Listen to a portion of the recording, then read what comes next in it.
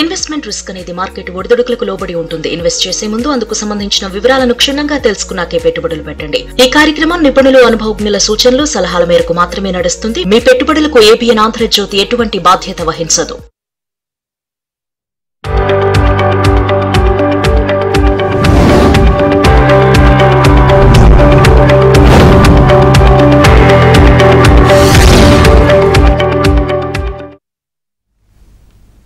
నమస్తే, welcome to ABN business news. దేశీయ stock మార్కెట్లు లాభాలు ట్రేడ్ అవుతున్నాయి. సెన్సెక్స్, నిఫ్టీ లాభాల్లో కొనసాగుతున్నాయి. Bharat electronics, Cipla, HDFC life, Tata steel, sun pharma షేర్లు లాభాలు ట్రేడ్ అవుతుండగా IndusInd bank, JSW steel, Kotak Mahindra, coal India, Adani ports షేర్లు నష్టాల్లో కొనసాగుతున్నాయి. ప్రజెంట్ నిఫ్టీ 50 24,804 దగ్గర కొనసాగుతోంది. ఇటు బీఎస్సీ సెన్సెక్స్ 81,582 దగ్గర కొనసాగుతోంది, దాదాపుగా 397 పాయింట్ల లాభంతో. అదేవిధంగా నిఫ్టీ 500 22,709, బ్యాంక్ నిఫ్టీ 55,032 దగ్గర కొనసాగుతోంది.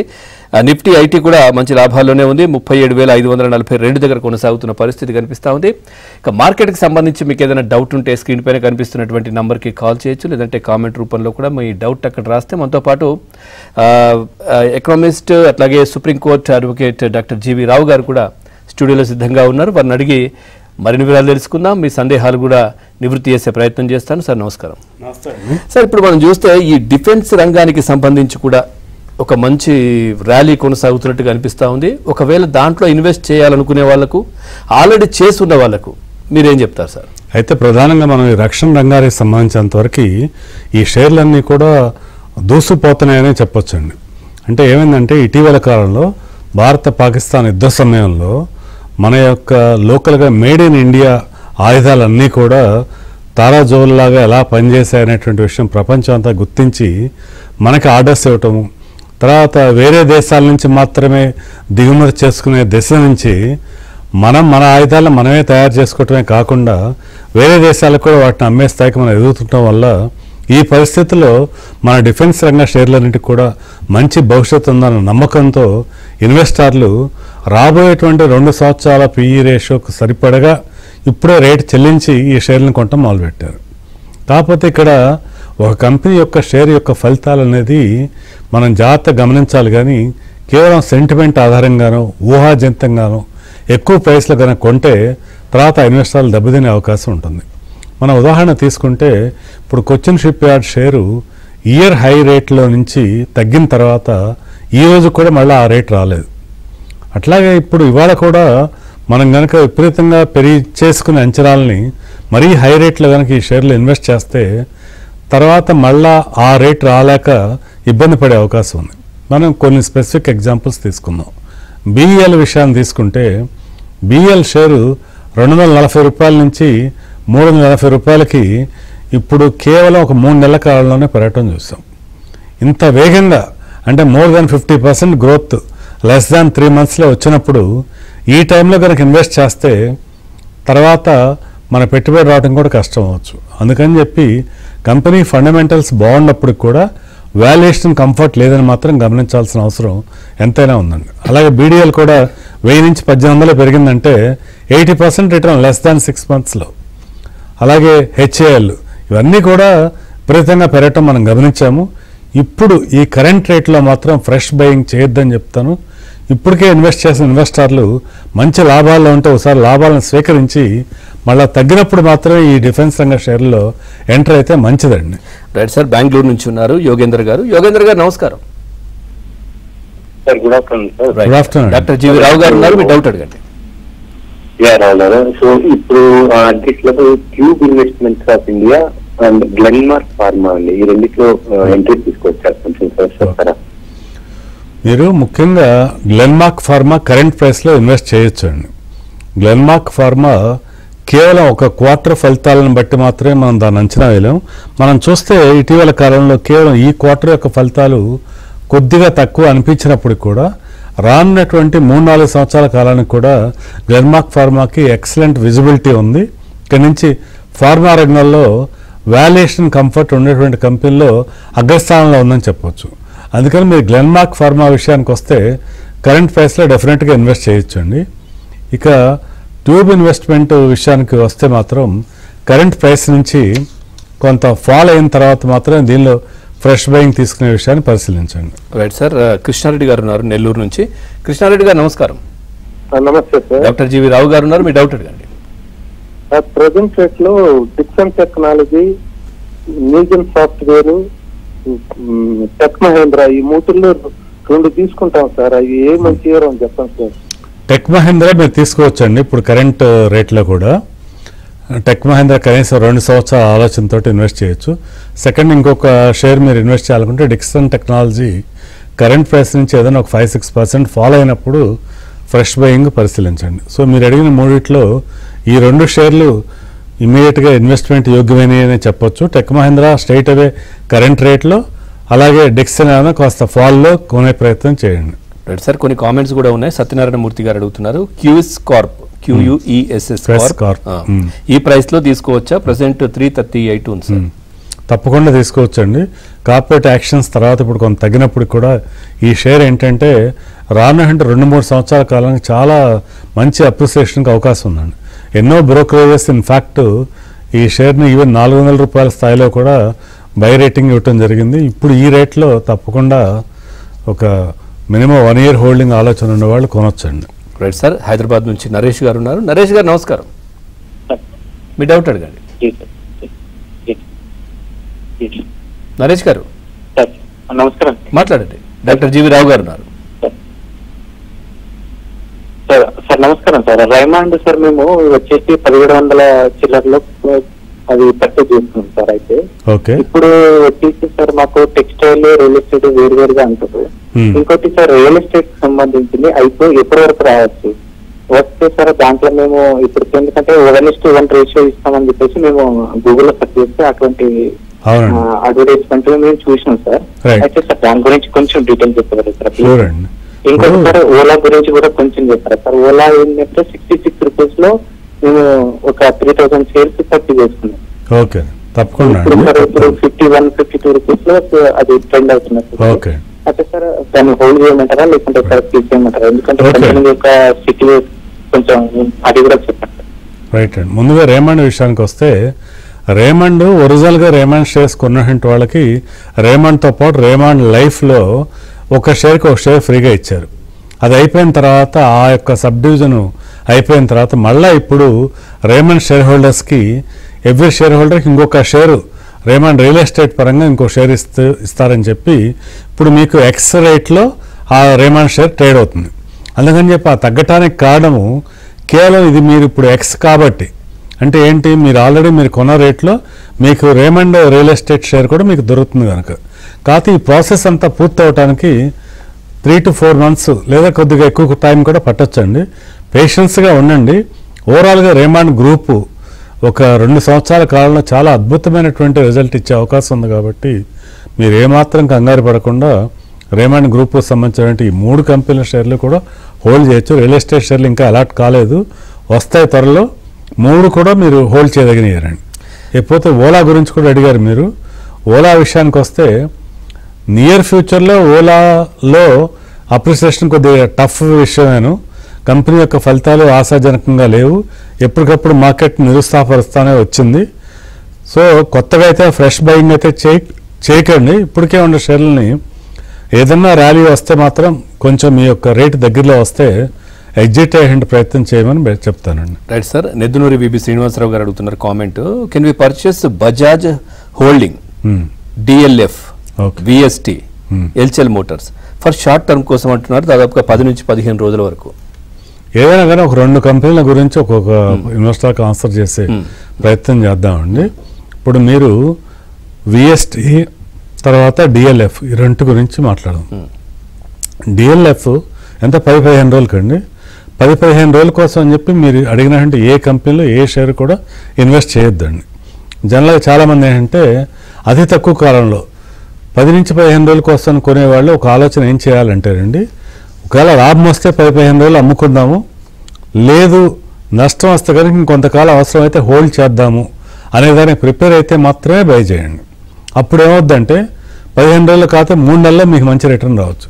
ఒక చిన్న ఉదాహరణ తీసుకోండి. BEL 3 నెలల క్రితం మామూలుగా 250 రూపాయల కొన్నాళ్ళు 240కి వచ్చిందని ఎంతో గాబరపడ్డారు. కానీ 3 నెలల్లో ఏమైంది, ఇప్పుడు 340 రూపాయలు అయింది. అదే నాకు ఖచ్చితంగా 10 రోజుల్లోనే రిజల్ట్ రావాలన్నారనుకోండి, నష్టాలే వచ్చే అవకాశం ఉంటుంది. సో అందుకని చెప్పి మీరు అవలంబించాల్సినటువంటి ఒక స్ట్రాటజీ ఏంటంటే, నా యొక్క ఇన్వెస్ట్మెంట్ టైం హారిజన్ 15 రోజులే, కానీ బట్ ఒకవేళ కీడించి మేలించమని ఒకవేళ రేట్ ఆశించిన స్థాయిలో రాకపోతే నేను కనీసం ఒక 6 నెలలైనా హోల్డ్ చేయగలుగుతానా, అలా హోల్డ్ చేయగలిగే కెపాసిటీ ఉంటే మాత్రం డిఎల్ఎఫ్ విఎస్టీ మీరు బై చేయొచ్చండి.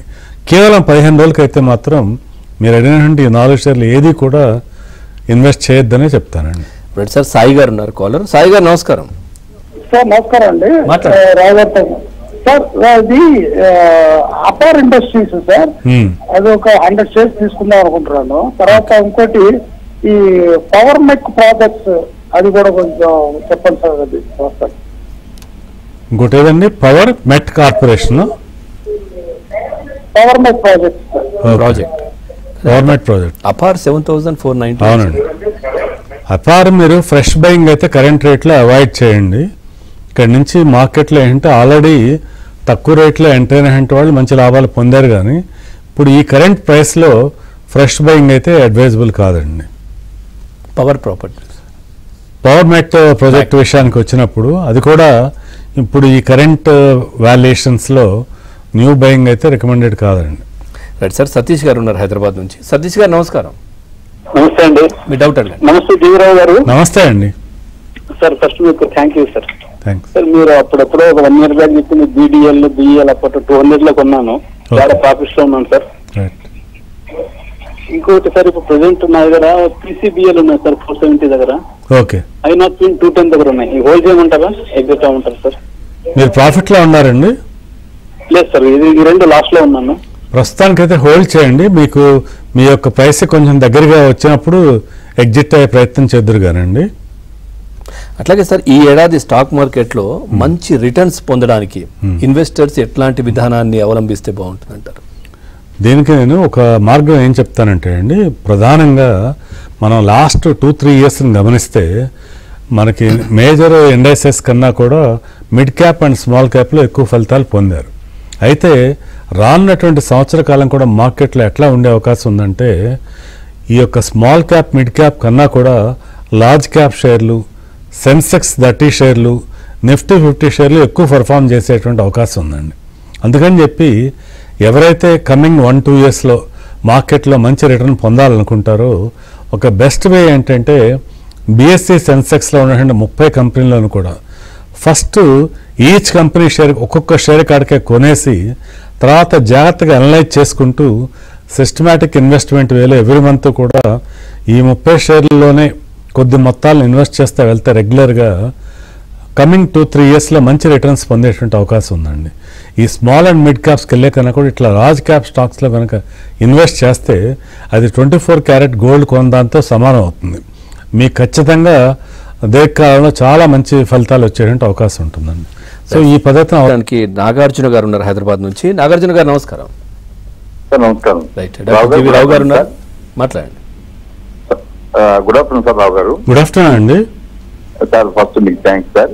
ఎందుకంటే నేను ఒక 1 year బ్యాక్ మీతో మాట్లాడిన ఆస్ట్రా మైక్రోవేవ్ బై చేయొచ్చు అని అడిగాను, చేయమన్నారు, చేసాను 360లో. నా 1100. ఫస్ట్ మీకు థ్యాంక్స్ సార్. అది ప్లస్ అదాని పోర్ట్స్ ఒకటి బై చేశాను సార్ 1400లో. అది ఒకటి బై చేశాను, అది హోల్డ్ చేయాలా ఎట్లా ఏంటనేది దాని గురించి కొద్దిగా చెప్పండి సార్. ఇంకోటి టిటాగర్ వ్యాగన్ బై చేయాలనుకుంటున్నారు సార్. ఓకే, ముఖ్యంగా అదాని పోర్ట్స్ విషయానికి వస్తే డెఫినెట్గా బై చేయొచ్చండి. కరెంట్ ప్రైసెస్లో కూడా ఇప్పటికే ఉన్న షేర్లు కూడా హోల్డ్ చేయండి.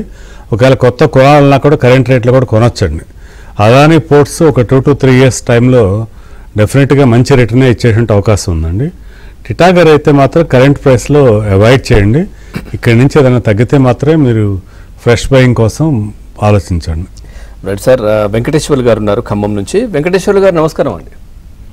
నమస్తే అండి. డౌట్ అండి సార్, మా దగ్గర జొమాటో ఉన్నాయి సార్ 251లో. ఓకే, అది కొంటారా లేదంటే టాటా మోటార్స్, అది కూడా లాస్ట్ లో ఉందండి 2. దాని గురించి చెప్తారా సార్? రైట్ అండి. జొమాటో విషయానికి వస్తే మాత్రం డెఫినెట్గా హోల్డ్ చేయండి. మీకు ఇక్కడి నుంచి కూడా ఇయర్ కూడా జొమాటో చాలా మంచి రిటర్న్ ఇచ్చేటువంటి అవకాశం ఉంది. మీరు గమనిస్తే ఇప్పుడు పేరు మార్చుకుని ఎటర్నల్గా మారింది. అయితే బోత్ సెన్సెక్స్లోనూ ఉంది, ఇటు నిఫ్టీలోనూ ఉంది. ఇది మంచి ప్రొటెక్టెడ్ కంపెనీగానే ముందుకెళ్ళేటువంటి అవకాశం ఉంది ఎప్పటికప్పుడు. ఇక్కడి నుంచి ఇన్వెస్టర్స్ని కూడా ఎక్కడ డిసప్పాయింట్ చేయట్లేదు ఇటీవల కాలంలో. ఫర్దర్ గ్రోత్ కూడా చాలా బాగుండే అవకాశం ఉందని డెఫినెట్గా హోల్డ్ చేయండి. సార్ అట్లాగే టాటా మోటార్స్ కూడా అడిగారు మీరు. టాటా మోటార్స్ అయితే మాత్రం కొంచెం రైజ్ వచ్చినప్పుడు ఎగ్జిట్ అయ్యే ప్రయత్నం చేయండి. రైట్. ఇట్లాగే ఇందాక ఇద్దరు కాలర్స్ మాట్లాడినప్పుడు కూడా ఏంటి సార్ మీ ఫీలింగ్, అంటే ఎట్లాంటి లాభాపేక్ష లేకుండా మీరు ఇన్వెస్టర్స్ బాగుండాలి, సో వాళ్ళకు మీరు చెప్పినటువంటి స్టాక్స్ ద్వారా లాభం పొందాలి అనే విధంగా మీరు ఎక్స్ప్లెయిన్ చేయడం, సో వాళ్ళు కూడా ఇట్లాంటి చెప్పినప్పుడే కదా మీరు చేసినటువంటి ఈ కార్యక్రమాలకు హ్యాపీగా అనిపించేది. అవునండి. ఇప్పుడు నాకు ఇది 43 సంవత్సరాలుగా ఈ రంగంలో ఉన్నారండి. నిజానికి భారతదేశంలో ఉన్న ప్రతి భారతీయుడు కూడా ఆర్థిక స్వేచ్ఛను పొందాలనేది నాకు one of the life goal అనమాట. ఆ విధంగా వాళ్ళు ప్రయోజనం పొందాలని చెప్తుంటే మనకి ఇంకా అంతకన్నా సంతోషం ఏముంటుందండి. Right sir. రవి గారు ఉన్నారు కాలర్. రవి గారు నమస్కారం అండి. అండి గోల్డెన్ ఇంటర్నేషనల్ ఇప్పుడు కొనొచ్చా? రూబీ డైమండ్స్ తయారు చేస్తున్నారు కదండి. బట్ వాల్యుయేషన్ కంఫర్ట్ లేదండి. ఇప్పుడు ప్రజెంట్ రేట్లో అయితే ఫ్రెష్ బయింగ్ని అవాయిడ్ చేయండి. ఇప్పుడు జ్యువెలరీ సెక్టార్లో ఇంకా ఎగ్జిస్టింగ్ లీడ్ ప్లేయర్స్ ఏదైతే వాల్యుయేషన్ కంఫర్ట్ ఉండే వాటి గురించి ఆలోచన చేయటం బెటర్ అండి. Right sir. శ్రీనివాస్ గారు ఉన్నారు విజయవాడ నుంచి. శ్రీనివాస్ గారు నమస్కారం. నమస్తే అండి. మీ డౌట్ అడగండి. అదే గాడ్ఫ్రై ఫిలిప్ ఉన్నాయి నా దగ్గర. ఏదండి? Okay okay right. అవి 80% ప్రాఫిట్ లో ఉన్నాను. ఒక 50% సేల్ చేశాను. ఇంకో 50% ఉన్నది. అది ప్రాఫిట్ బుక్ చేసుకోమంటారా ఉంచమంటారా? కరెంట్ రేట్లు అయితే ఒకసారి ప్రాఫిట్ బుక్ చేసుకోండి. బ్యాలెన్స్ కూడా ప్రాఫిట్ బుక్ చేసుకుని అదే షేర్ కూడా మళ్ళీ తగ్గినప్పుడు మళ్ళీ మీరు ఎంటర్ అయ్యేటువంటి ప్రయత్నం చేయొచ్చు. లేకపోతే కూడా అదర్వైజ్ ఒక్కొక్క షేర్ జాగ్రత్తగా గమనించుకుంటూ వాల్యుయేషన్ కంఫర్ట్లో డిఫరెంట్ అదర్ ఆప్షన్స్లోకి వెళ్ళటం మంచిదండి. Right sir. అట్లాగే బంగారం గురించి మీరు ప్రతి ప్రోగ్రాంలో కూడా చెప్తారు, ఇప్పటివరకు ప్రతిసారి కూడా చెప్పిన పరిస్థితి. సో ఈ 1,00,000 దాటుతుందని చెప్పారు. మనం లాస్ట్ ఈ మంత్లో కూడా మాట్లాడుకున్నాం స్టార్టింగ్లో కూడా. సో ఇప్పుడు 5% తగ్గింది కదా సార్, ఏంటి దానిపైన ఇన్వెస్ట్ చేస్తే ఎట్లా ఉంటుందంటారు? అయితే ఇప్పుడు కరెంట్ రేట్లో మాత్రం గోల్డ్లో ఫ్రెష్ ఇన్వెస్ట్మెంట్ డెఫినెట్గా అడ్వైజబుల్ అండి. అంటే కంపేర్ టు 1 lakh ఇప్పుడు 5% తగ్గటం అనేటువంటిది ఇన్వెస్టర్కి మళ్ళీ ఇంకోసారి బయింగ్ ఆపర్చునిటీ ఇచ్చిందనే చెప్పొచ్చు మనం. ఇక్కడి నుంచి కూడా క్రమేణా అంటే ఒకేసారి ఇన్వెస్ట్ చేద్దాం వస్తున్నాను సార్. అంటే చాలా మంది అనుకునేది ఈ ప్లేస్కి వచ్చింది కదా, ఇంకేం పెరుగుతుందిలే ఇప్పుడు చేయడం ఎందుకు అని ఆలోచించే వాళ్ళకి కూడా ఏం చెప్తారు? చాలా పొరపాటు అండి. గోల్డ్ ఎప్పుడు కూడా అలా అనుకోవద్దు. గోల్డ్ గురించి ఒక 60 సంవత్సరాల చరిత్ర చూసినా కూడా ఎప్పుడు కూడా క్రమేణా ప్రతి 2-3 సంవత్సరాలకు ఒకసారి కూడా ఎంతో కొంత గ్రోతే చూపిస్తూ వచ్చింది తప్పితే ఎప్పుడు నిరాశపరచలేదు. ఇక్కడి నుంచి కూడా ఇంకా పెరిగే అవకాశం ఎంతవరకు ఉందంటే ఎంతైనా ఉందండి. దానికి ఏవి కూడా లిమిట్ కూడా లేదు. ఎందుకంటే దాని యొక్క డిమాండ్ అటువంటిది. ఇప్పుడు కేవలం వ్యక్తులే కాదు, దేశాలే పోటీపడి బంగారంలో పెట్టుబడులు పెడుతున్న తరుణము.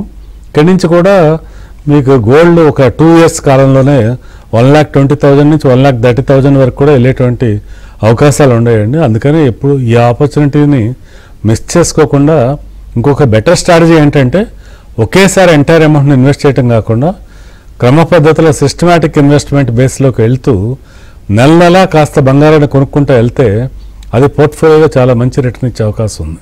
నేను యంగ్స్టర్స్కి ఇంకొక మాట కూడా ఏం చెప్తానంటే ప్రతి నెల క్రమం తప్పకుండా 1 గ్రామ్ బంగారాన్ని 24 క్యారెట్లు కనుక ఒక 15 సంవత్సరాలు కొంటే అదే పెద్ద రిటైర్మెంట్ ఫండ్ అండి. తర్వాత వాళ్ళు రిటైర్ అయిన తర్వాత నెలకు 1 గ్రామ్ ఆ గోల్డ్ కాయిన్ వెనక్కి ఇస్తుంటే కూడా వచ్చేంటి అమౌంట్ అంటే అందరికీ పెన్షన్ తీసుకునే అదృష్టం ఉండదు కదండి. గవర్నమెంట్ ఎంప్లాయీస్ కాదు కదా అందరూ కూడా. అలాంటప్పుడు ఇదే ఓ పెద్ద పెన్షన్ ఫండ్ అవుతుందండి. వాళ్ళు నెలకు 1 కాయిన్ అట్లా ఇచ్చేసుకుని తనకు వచ్చే డబ్బుతో ఆ నెల అతని జీవితం హ్యాపీగా సాగిపోద్ది. అందుకని ఖచ్చితంగా క్రమం తప్పకుండా బంగారాలు ఇన్వెస్ట్ చేయమని చెప్తాను వాళ్ళ భవిష్యత్తు కోసం. Right sir. హైదరాబాద్ నుంచి రాజేష్ గారు ఉన్నారు. రాజేష్ గారు నమస్కారం. Good afternoon sir. నా పేరు రాజేష్ అండి. మాట్లాడండి. ఆర్ఈసీఎల్ ఒకటి ఎట్లా ఉందండి? ఆర్ఈసీఎల్ ఒకటి ప్లస్ మోచిప్ ఉంది. ఫస్ట్ ఏమన్నారు? ఓకే అండి.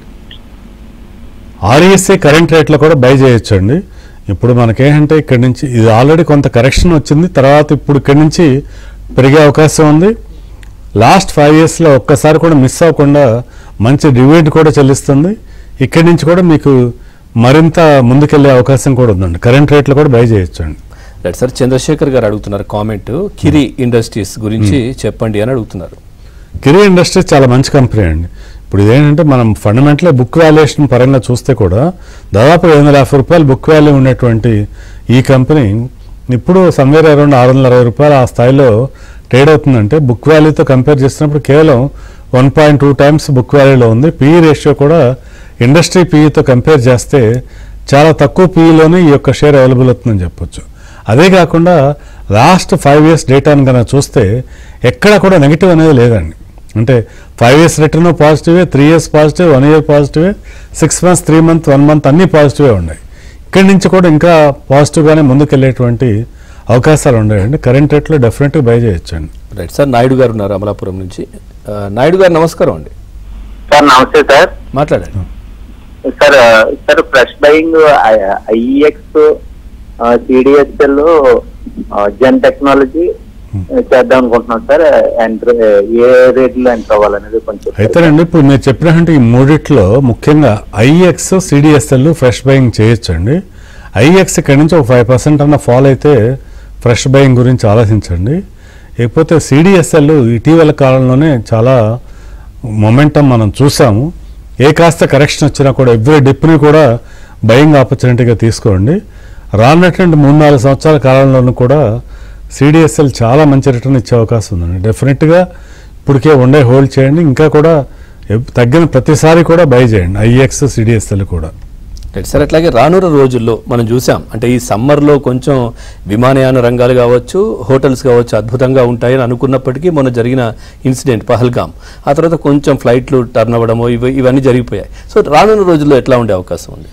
రానున్న రోజుల్లో ఈ 2 సెక్టార్ కూడా చాలా అద్భుతమైన పనితీరు కనపరిచే అవకాశం ఉందండి. మనం చిన్న ఉదాహరణ తీసుకుంటే ఇప్పుడు ఇండియన్ హోటల్స్ కంపెనీ 850 రూపాయల నుంచి 750 రూపాయలు తగ్గింది మన వార్ టైంకి వల్ల.